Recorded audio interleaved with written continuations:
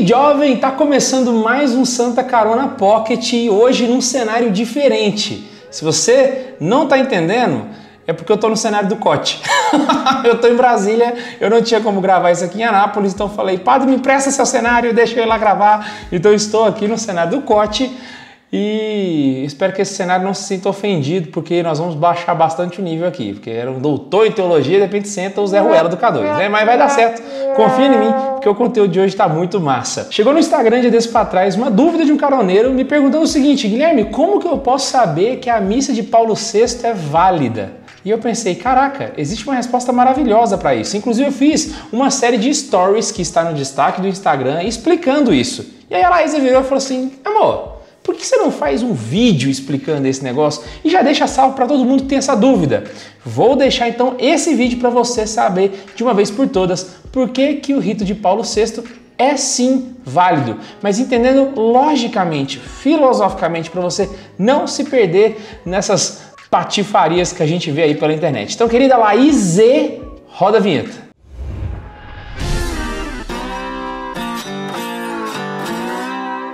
E antes de começar o vídeo, eu queria te avisar que ainda tem vagas para ir para a jornada com a gente. Ainda tem, porque já passou da metade, né, amor? Já estamos quase fechando o grupo. Então, adiante-se para você vir com a gente para a jornada. E você que vai com outro grupo e não sabe como juntar dinheiro, nós temos um projeto JMJ todo preparado para você com dicas. E dicas que vão ser colocadas lá toda semana até a data da jornada. Então não perca essa oportunidade. Acesse jmj.santacarona.com.br e lá você vai ficar sabendo de tudo para ter informação maravilha do coração. Se você acha que a jornada é uma coisa muito distante na sua vida, esqueça isso, meu filho, porque é uma realidade e você pode sim participar da maior experiência de igreja da sua vida. Primeiro link na descrição. Para entender por que o rito de Paulo VI é válido, a gente precisa fazer um caminho lógico. Então nós vamos fazer literalmente uma mini construção. Nós vamos colocar tijolinhos na sua cabeça para a gente fazer um mini castelinho aqui de... Paqui, por Deus. Paqui. Conhecimento bom da igreja para você ser um bom católico. Então preciso que você siga comigo passo a passo. Não pula o vídeo, não vai chegar, vem comigo, que eu vou te pegar pela mão e você vai entender. Imagina só que a liturgia da missa, ou qualquer sacramento que a gente tenha, seja como se fosse um carro. É algo gigante que você tem várias peças. Dirigindo meu carro, eu vou atrás, dirigindo meu carro. E aí você pode, por exemplo, desmontar um carro em várias peças. Eu pego um parafuso, eu tiro a porta, eu tiro o vidro.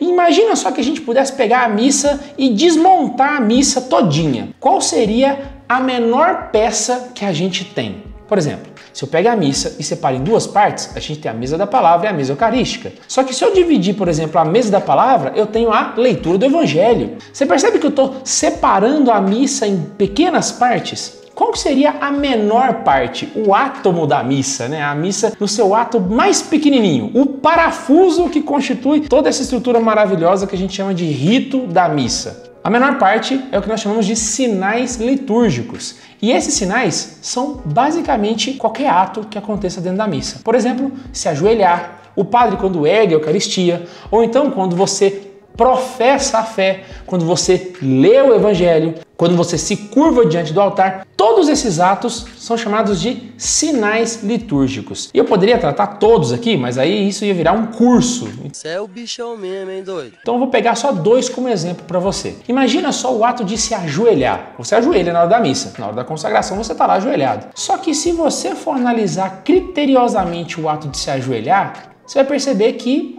ajoelhar não necessariamente é um ato litúrgico. Vou dar um exemplo. Os cavaleiros medievais, quando estavam de frente com o senhor feudal ou com seus reis, eles se ajoelhavam num ato que a gente chama de vassalagem.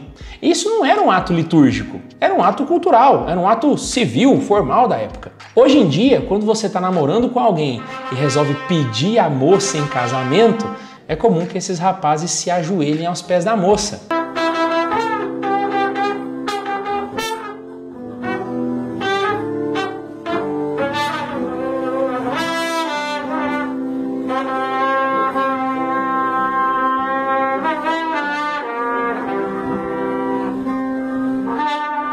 Entretanto, isso não é um ato litúrgico, é simplesmente um ato cultural. No Ocidente, se ajoelha diante das moças para propor elas em casamento. Percebe então que ajoelhar-se não é um ato litúrgico em si? Mas calma que eu tenho um segundo exemplo. Outro ato que a gente tem muito na missa é o ato de erguer, como por exemplo, quando você vai fazer a procissão do lecionário, você ergue e entra com ele. Ou então o padre, quando ergue a hóstia na missa. O ato de erguer não necessariamente é um ato litúrgico. Você quer 2 exemplos? Imagina só o Cafu na Copa de 2002, quando ele pega a taça da Copa e ergue. Era um ato litúrgico? Óbvio que não. Era simplesmente o capitão da seleção brasileira erguendo a taça da Copa do Mundo. Ou então o Rafiki lá no Rei Leão erguendo o Simba. Aquilo ali era um ato litúrgico? Óbvio que não, até porque macacos não celebram missa e não tem nada a ver uma coisa com a outra. Ali não era um ato litúrgico. Então percebeu que o ato de erguer em si não é um ato com um poder espiritual? Então você percebe que existe uma diferença entre erguer a hóstia na missa e erguer o Simba no filme, ou erguer a taça de Copa do Mundo, ou então se ajoelhar na missa e se ajoelhar para pedir uma moça em casamento. Percebe que quando esses atos estão dentro da missa, eles têm um poder espiritual, uma eficácia litúrgica.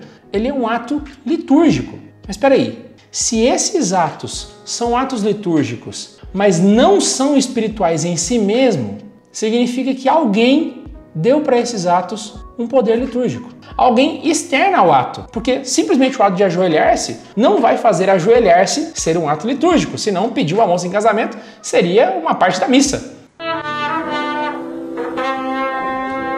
E não é. Então, quem conferiu para o ajoelhar-se esse poder? Quem deu esse poder é a Igreja Católica. A Igreja Católica confere aos sinais litúrgicos o poder que eles têm de eficácia, de participar do mistério de Cristo e auxiliar os fiéis a encontrar-se com o mistério. Percebeu? Então não é o ato em si que tem o poder, mas é a igreja que confere esse poder para o ato. Agora, vem comigo. Imagina só que eu pegue os sinais litúrgicos e comece a encaixar eles numa ordem, né? Então vamos supor que primeiro nós vamos andar com o lecionário, depois nós vamos beijar o lecionário, depois nós vamos ler o evangelho. Coloquei isso numa ordem, certo? Essa ordem poderia ser de diversas formas diferentes. Quando nós pegamos esses pequenos pedacinhos, esses parafusos, e colocamos eles numa ordem correta, eu posso formar um carro. Menino, que velocidade é essa, Júnior? Parece carro, Júnior! Como eu dei o exemplo no começo. Mas se eu pego os sinais litúrgicos e coloco numa ordem correta, a gente forma o que a gente chama de rito. E é aí que esses sinais organizados geram os ritos que nós temos na igreja, como vários, como o rito caldeu, como o rito zairense, como o rito latino, como o rito Sírio-Malabar, entre tantos outros. E também o rito de Paulo VI e o rito tridentino.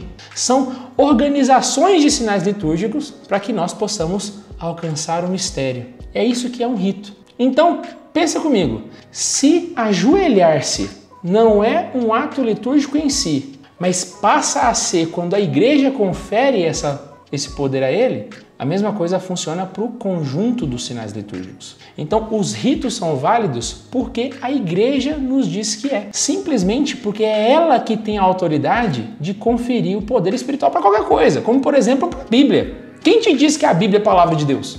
Fonte. Não foi preciso.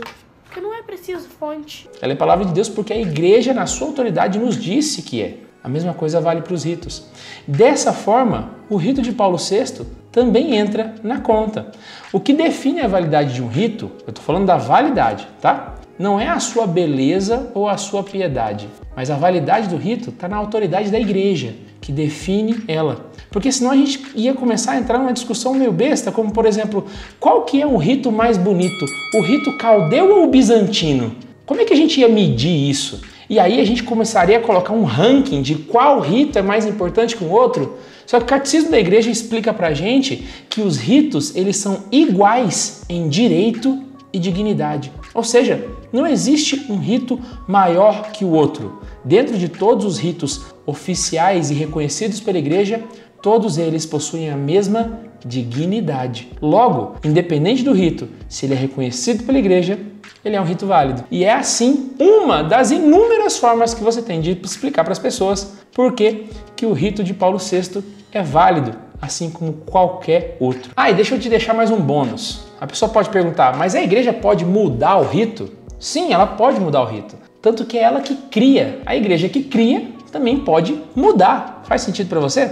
Mas se você quiser uma resposta formal, eu posso te dar. No Concílio de Trento, na seção 21, no capítulo 2, que foi escrito em 1562, a igreja diz o seguinte: declara também que na administração de seus sacramentos sempre teve a igreja poder para estabelecer ou mudar, salvada sempre a essência deles, quando tiver julgado ser o mais conveniente, de acordo com as circunstâncias das coisas, tempos e lugares, a utilidade dos que recebem os sacramentos ou a sua veneração.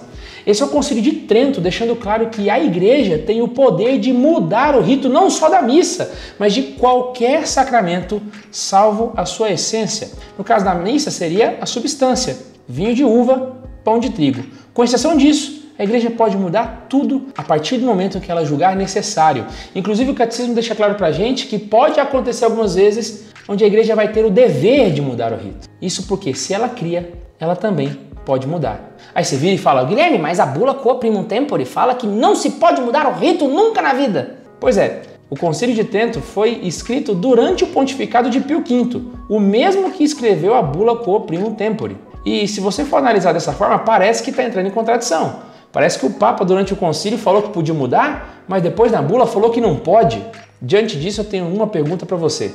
A gente tem duas opções. Ou o Pio V é um louco varrido que falou uma coisa e depois disse outra, ou então é você que não está sabendo interpretar os documentos. E qual dessas opções você acha que é a mais provável? Eu espero muito que eu tenha te ajudado a tirar esse problema da cabeça. Você que está aí pensando: nossa, será que o Raditrad está certo, meu Deus? Calma, a igreja tem uma explicação e ela nos acolhe para ensinar essas coisas. E eu queria perguntar para você, que outros argumentos eu poderia utilizar para explicar a validade do rito de Paulo VI? Manda para a gente nos comentários. Não se esquece de se inscrever no canal, clicar no joinha e a gente se encontra toda semana aqui no Santa Carona. Um beijo no coração e tchau!